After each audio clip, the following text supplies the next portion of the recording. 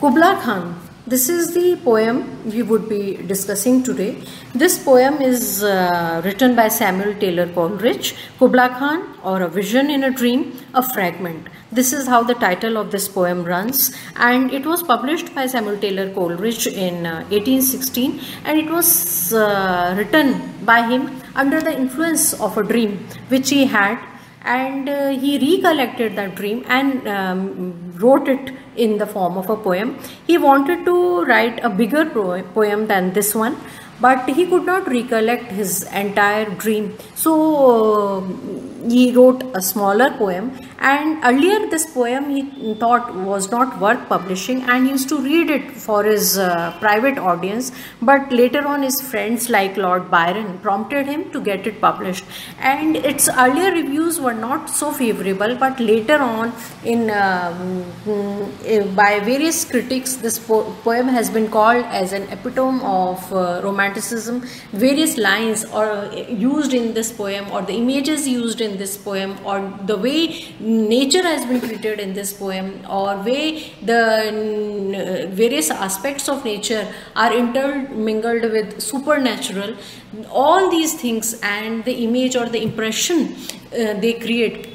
This impression is called as a symbolic of romanticism, or as an epitome, or it's a big example or a very good example of romanticism. It was received well afterwards, but not at initial stages. And this poem runs into 3 stanzas, and all these stanzas are very different, or they are irregular, and they are loosely connected, and it gives you the impression as if somebody is dreaming. It runs like this: in Zandu did Kubla Khan a stately pleasure dome decree.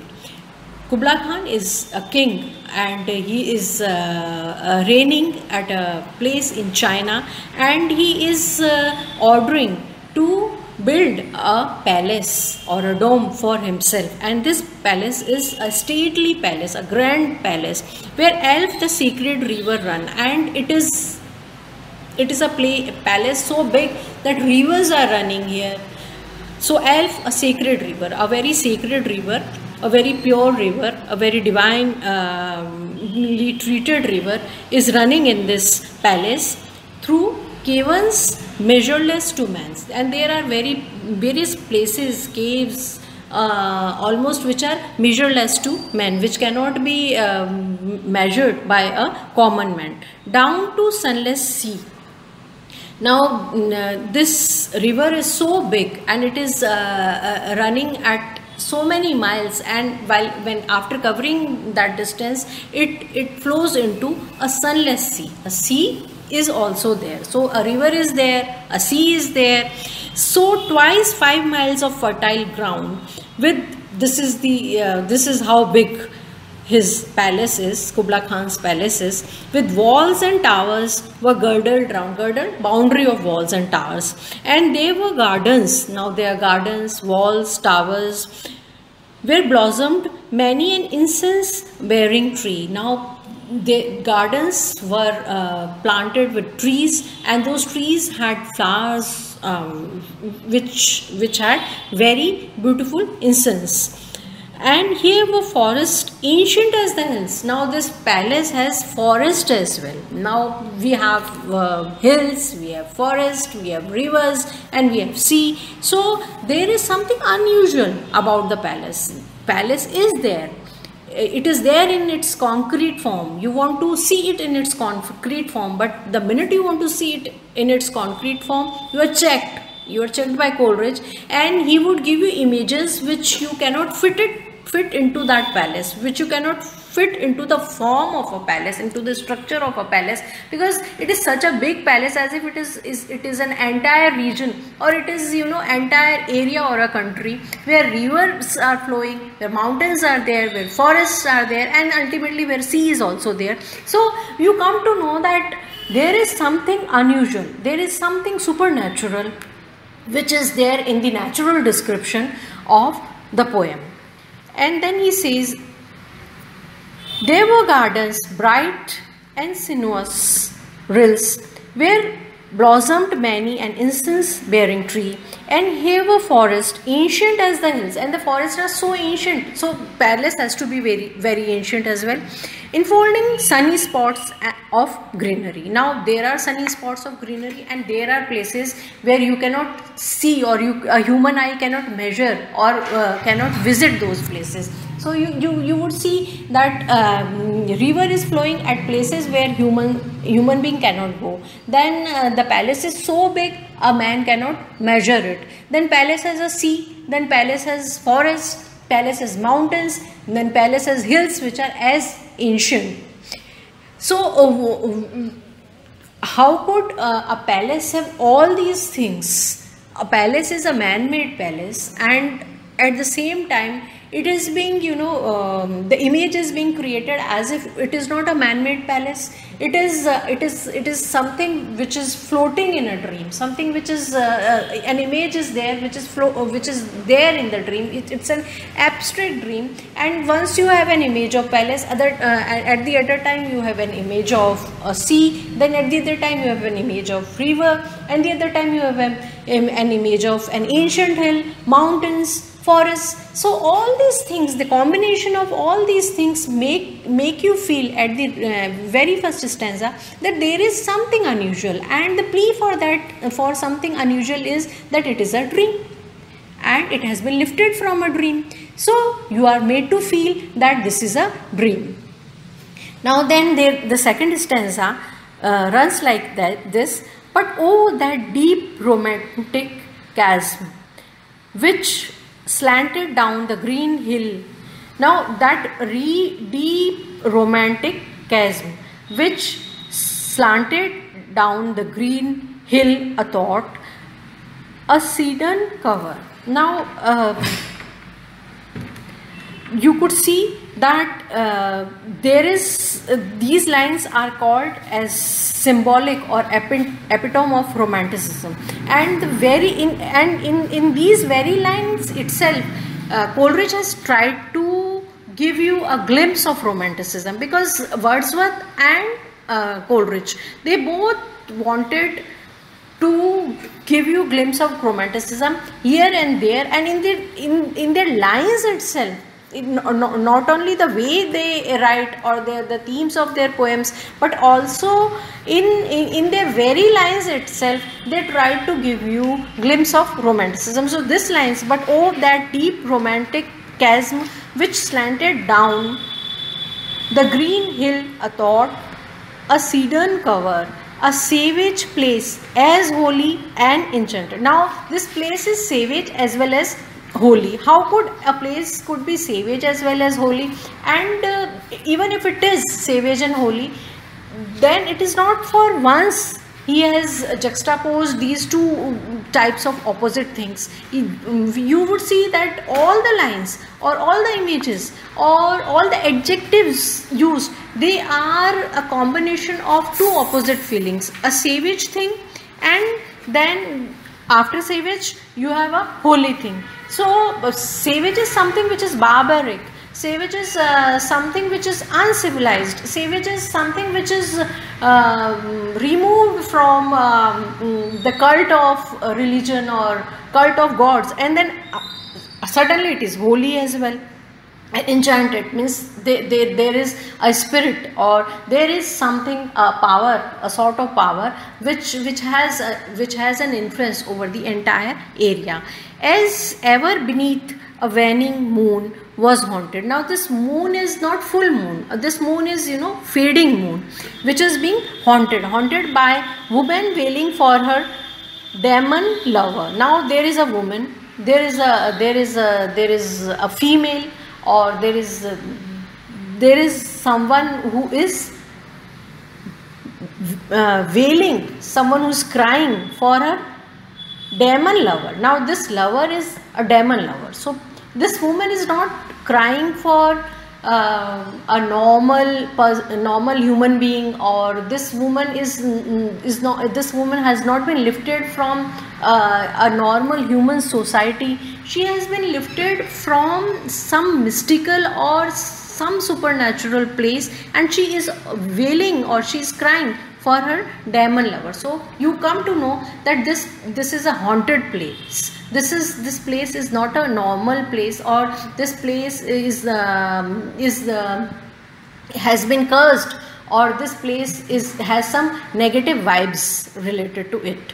And from this chasm with ceaseless turmoil seething, as if this earth in fast thick pants were breathing. Now there is an image of a fountain, and this fountain is treated as something, something which is full of life, which is flowing with life. But now this fountain or this image has been treated as if, there is a turmoil seething, as if some destruction is there, as if this earth in fast thick pants were breathing. Now earth is heaving here. Earth is not normal here. Earth gives vegetation, or earth gives life, or earth gives water, but earth is also panting here. It's heaving here. It's not breathing normally. A mighty fountain momently was forced, amid whose swift half intermittent burst huge fragments vanished, vaulted like rebounding hail. Now out of this mighty fountain, we do not have a free flowing water coming, but we do not have something which is, a progeny of natural creation. It appears, the waterfall or the fountain itself is creating destruction, and there are walls, which is walls or hails which this fountain is throwing, and mid these dancing rocks at once and ever it flung up momently the sacred river. Now the sacred river is associated with this mountain, as if this mountain is the breeding place or the place of its inception. But river is holy, but this fountain is not holy, because the images, the various images associated with this fountain, they are negative images. They are images of destruction. 5 miles meandering with a mazy motion. Now this is the description of the river, because it is not moving in a straight way, it is moving in a circumlocuted way, and a mazy motion, hazy motion, through wood and dale the sacred river ran, then reached the caverns measureless to men. And now this is repetition, and this is repetition of lines is very common with Coleridge. Measureless to man, and sank in tumult to a lifeless ocean. Now again, earlier the sea was dark sea. Now it is lifeless ocean. The river is presented as something which is natural, something which is positive, but it is flowing itself into a lifeless ocean. And mid this tumult, Kubla heard from far ancestral voices professing war.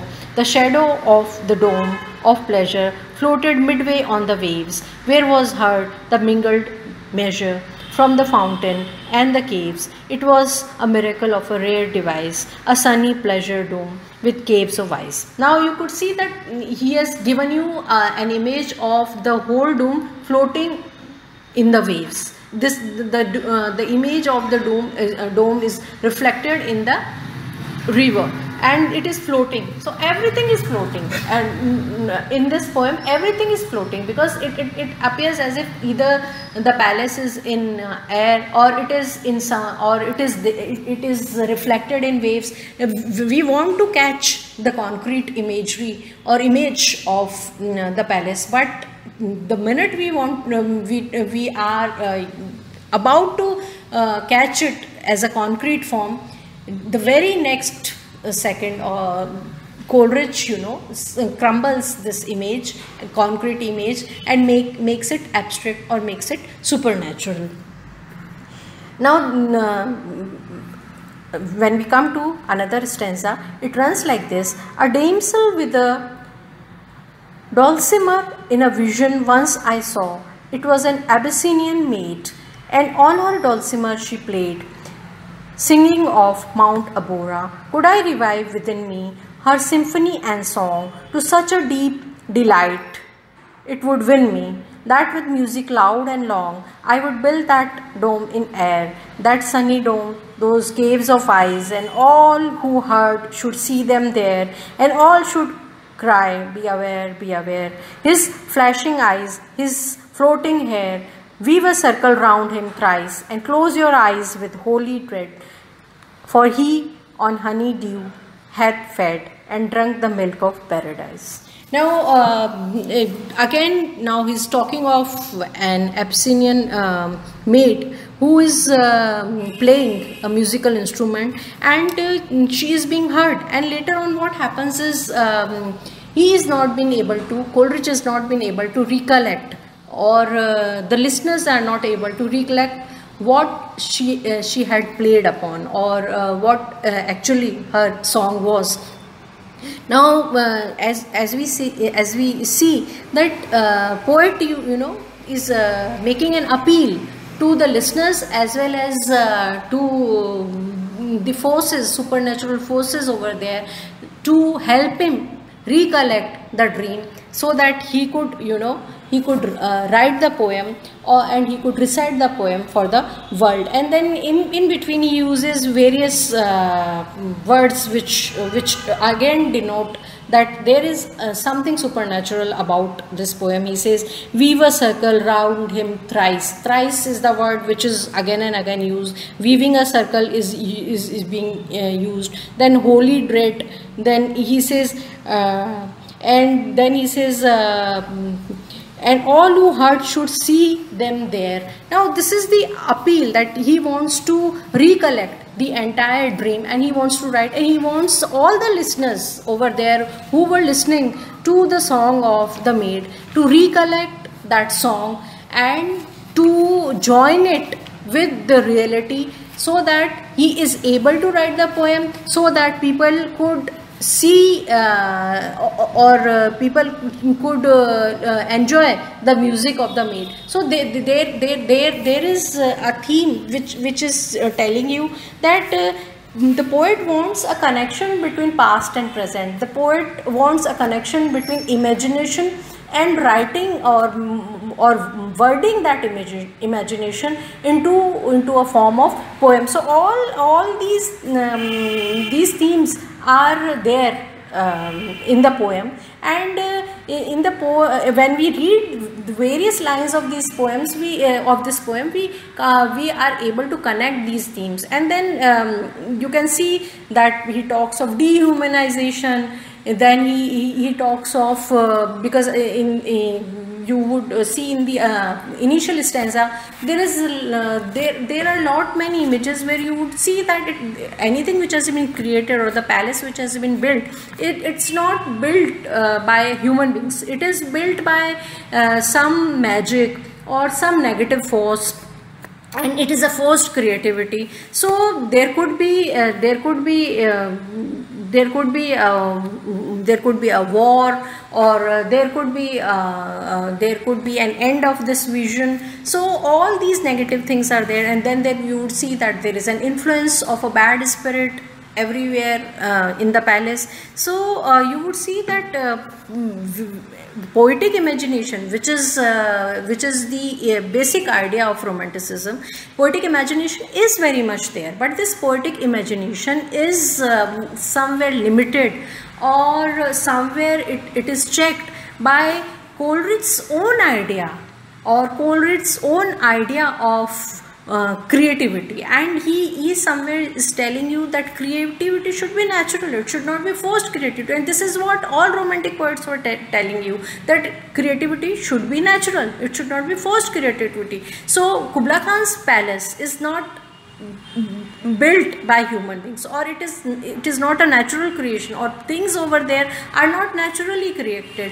So somewhere all these things are not giving you pleasure, all these things are giving you fear, or something abnormal when you look at them, or when you try to feel them. So he wants that this dream, or this poem should also be accepted by listeners, or should be read by listeners in a way that joins the creativity of a writer as well as reader, and it should be accepted naturally.